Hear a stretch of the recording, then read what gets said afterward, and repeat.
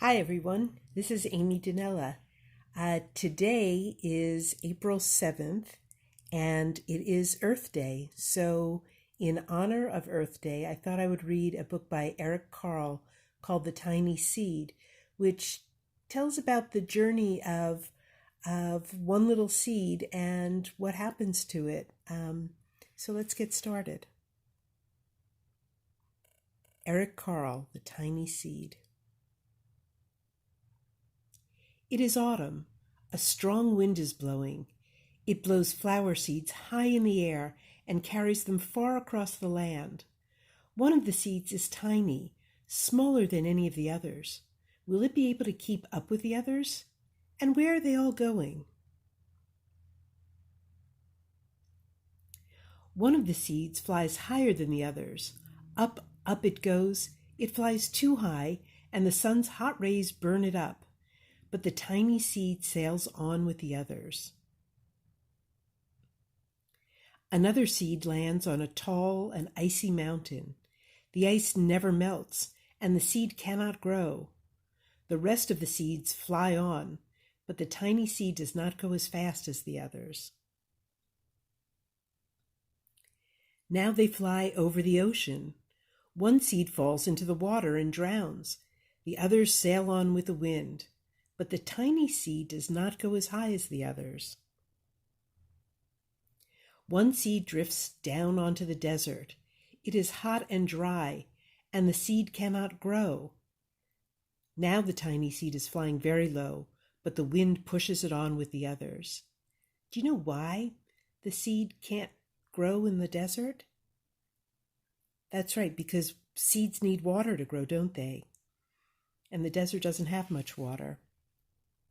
Finally, the wind stops and the seeds fall gently down on the ground. A bird comes by and eats one seed. The tiny seed is not eaten. It is so small that the bird does not see it. You know, a lot of seeds get eaten by birds, and that's great because that's what feeds the birds.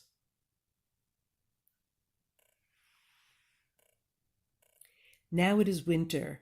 After their long trip, the seeds settle down. They look just as if they are going to sleep in the earth. Snow falls and covers them like a soft white blanket. A hungry mouse that also lives in the ground eats a seed for his lunch. But the tiny seed lies very still, and the mouse does not see it. So seeds feed mice too, I think. Can you think of anything else that eats seeds? Do you ever eat seeds? Like sunflower seeds, maybe? Or pumpkin seeds? Now it is spring. After a few months, the snow is melted.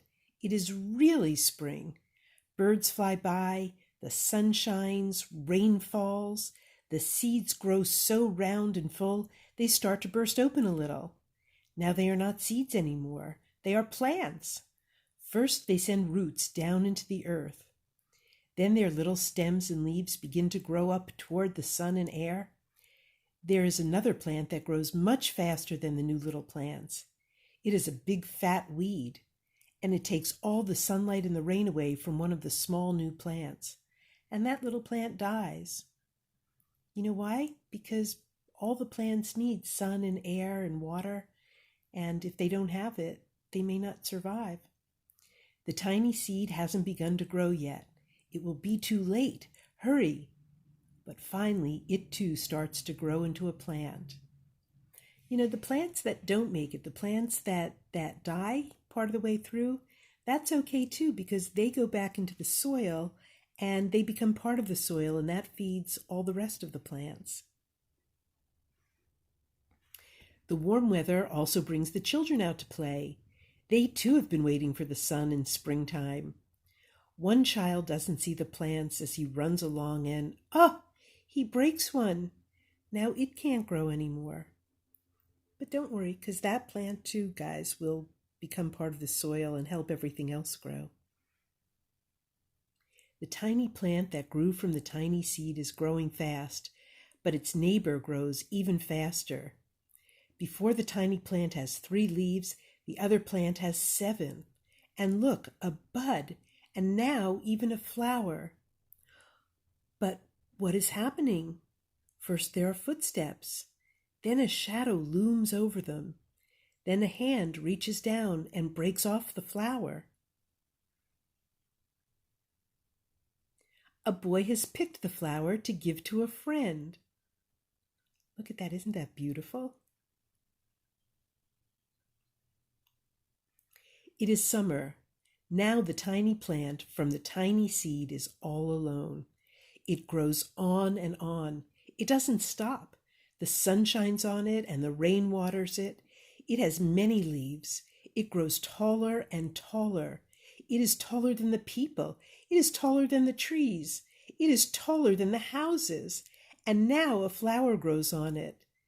People come from far and near to look at this flower. It is the tallest flower they have ever seen. It is a giant flower. Look at that. I've never seen a flower quite that tall.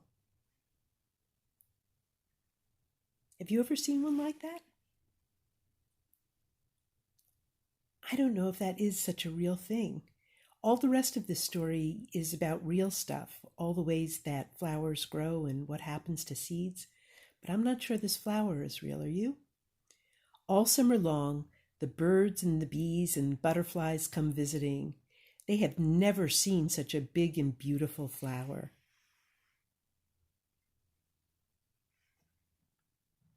Now it is autumn again. The days grow shorter, the nights grow cooler, and the wind carries yellow and red leaves past the flower. Some petals drop from the giant flower, and they sail along with the bright leaves over the land and down to the ground.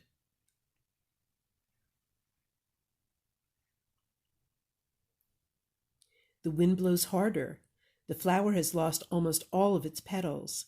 It sways and bends from the wind, but the wind grows stronger and shakes the flower. Once more, the wind shakes the flower, and this time the flower's seed pod opens. Out come many tiny seeds that quickly sail far away on the wind. That seems like it's the end of the story, but it's really not. And you know why it's not? Because what do you think is going to happen with those seeds? Do you think it's going to start the story all over again? I think that's exactly what's going to happen. So happy Earth Day, guys, and I hope you enjoyed this book about the way some of nature works and how the earth does. Talk to you again tomorrow.